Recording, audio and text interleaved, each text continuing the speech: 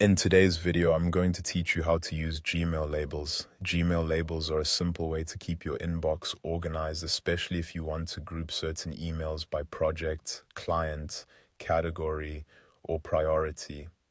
Unlike traditional folders, labels in Gmail make it easier to sort and find messages later without losing flexibility.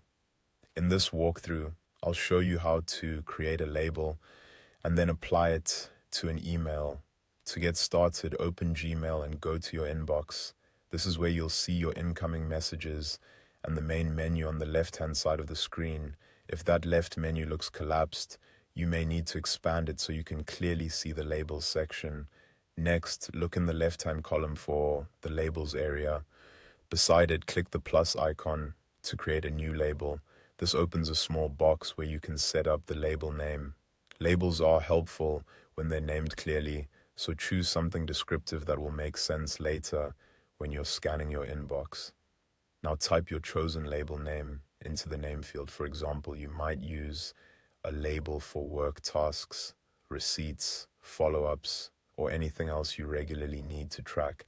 Keeping the name short and specific usually works best. Once you've entered the name, click Create. Gmail will now add that label to your list, and it will be available to use on your emails. Creating labels first is useful because it gives you a structure for organizing messages as they come in. After that, find an email in your inbox that you want to label. Right-click on that email to open the context menu. This menu gives you several actions you can take directly from the inbox without opening the message, which can save time if you're organizing multiple emails at once. From that menu, click Label As. Gmail will then show you the labels available in your account, including the one you just created. Click on the label you added so it becomes selected. Then click Apply. As soon as you do that, the label will be attached to the email. This makes the message easier to find later, and depending on your Gmail view, you may also see the label appear next to the email in your inbox. That's all it takes to use Gmail labels.